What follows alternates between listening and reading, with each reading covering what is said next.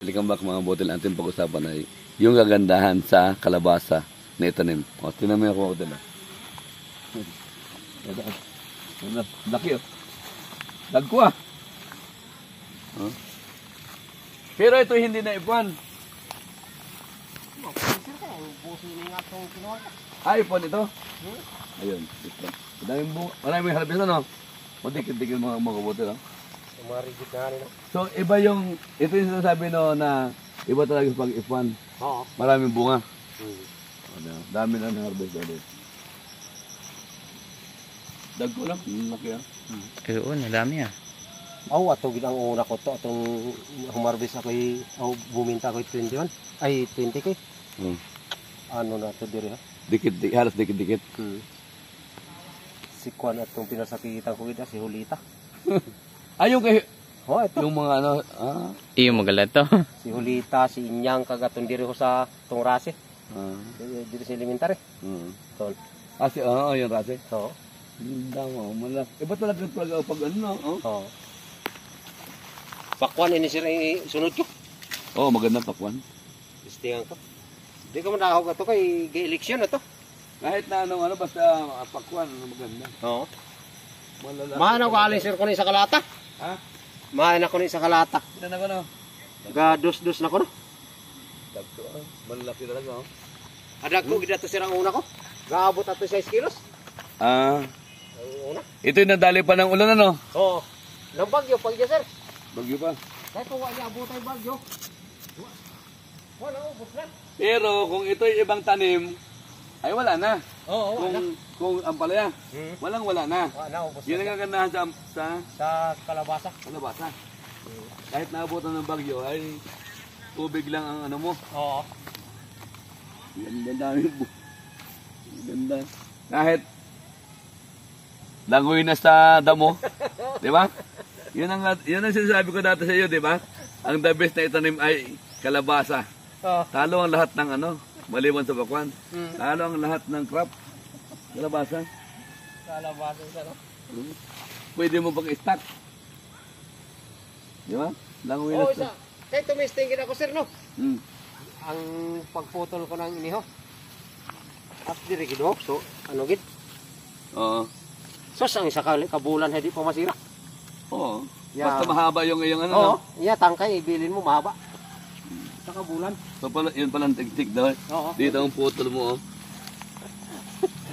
O kahit dito no. Oo. Dito iputol Para hindi basta-basta. Isang buwan. Isang buwan. Kahit 2 buwan, 3 buwan, okay pa yun. Yan sila, bayan. Oo. May maano pa ang pinistero. Daming bumili Sa mga bote lang, parang yung kanyang farm, yung kanyang ayun, nandun mo. Daming bunga. Ito pala ay kasama pa nung kanyang Nabagihan. yung certified suit. Kaya pala maraming bunga. Kasama pa ito. So, parang ano lang, yung ang tawag no? Parang tinanim lang, hindi man hindi naman ganito kaganda yung yung alaga. Ano mo? Yung sinasabi ko, dikit. Ito yung sinasabi ko mga kabotel. Ayan. Yan. Di ba? Yan dikit-dikit Halika yan. Yan ang certified seeds. Ayan. Yan ang kagandahan. Ang isabi dito sa kung hindi daw ito inulan ng bagyo, hindi naman yung bagyo ang problema kundi yung tubig. Ay nagkaroon dito nagbubukal pag matindi ang ulan. Mga isang araw bago maano yung tubig ulan. Kaya doon siya nadali, marami daw ang sayang. Marami na sayang na bunga. Ito, mga nasayang bulok Maliban ko nakita ng mga nabulok na bunga. Ito, nabulok din. Ito, nabulok na So, iba talaga yung ng variety ng ng F1. So, yan ang gusto ko lang i-share mga kabutil na kahit hindi mo alaga ang mabuti ang kalabasa, ay walang problema. Pag naitinan mo lang at saka gumala na yung gumapang na kahit hindi mo na ilinisan niya, no? Tignan mo, ang dami, oh. Yan nandoon, no? Pero nandoon yung bunga. So, pag meron tayong taniman, basta gumapang na siya, wala nang problema. Wala na tayong budget doon sa pagtatanggal ng damo. Unlike yung ibang gulay ay ibang tanim natin na meron dapat budget.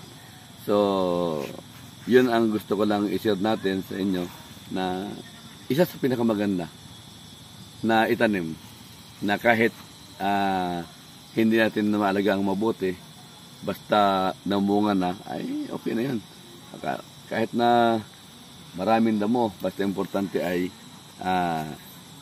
mayroon ng gumapang na at magbubunga na yon. So, siguro ay ito ay yung iba naka-experience ng ganito ng tanim. Kasi kalimitan ay lalo na mga backyard gardening, mga yung konti-konti lang puno lang.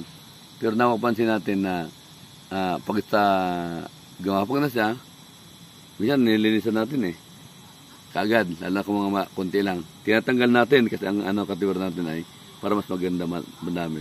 Pero itong ating mapapansin dito sa lugar na ito, kahit maraming damo, ay okay lang. Parang tulad yung ating rambutan, yung ating tanim na dragon fruit na daming damo pero bumubunga pa rin.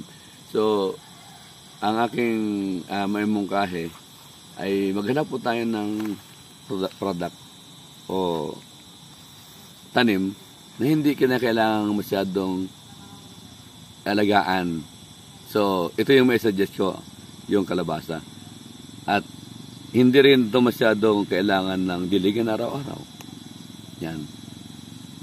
At kinakailangan lang talaga ito ay maganda yung sa umpisa lang. Yan, sa umpisa, maubunuhan ng konti. Ito parang hindi na ito. Kunting abono lang ito sa klase. Yan. At yung distance niya medyo tamang-tama lang. At ang importante ay yung ating tanim, yung ating binhi. So number 1 talaga binhi, lupa. Wala nang problema. So ang kalabasa, pag magandang binhi mo, ang lupa okay na kahit basta hindi lang matubigan. Kasi ito ay may portion ditong binabahan. So sigurado kikita tayo kahit na maraming damo. Pero wag naman na yung nag-uumpisa pa lang na gumagapang yung ating kalabasa ay may damo agad. Pero kahit na, basta mataba, basta nakaumpisa ng gapang ng 2 meters, ay wala nang problema yan. Tayo na ay sigurado makaka-harvest at tayo ay kikita ng kumbaga kung anong deserve mo ay mabibigyan tayo lalo kung maganda ang yung presyo. Tulad dito sa amin, medyo mataas ang presyo. So, 20K. Sabi na, narinig natin 20K yung kanyang Aside doon sa iba. Ito doon lang sa maliit na portion na hindi nakasama itong portion na ito. Yun nandoon lang sa baba. Na siguro mga 100 to 150 square meter.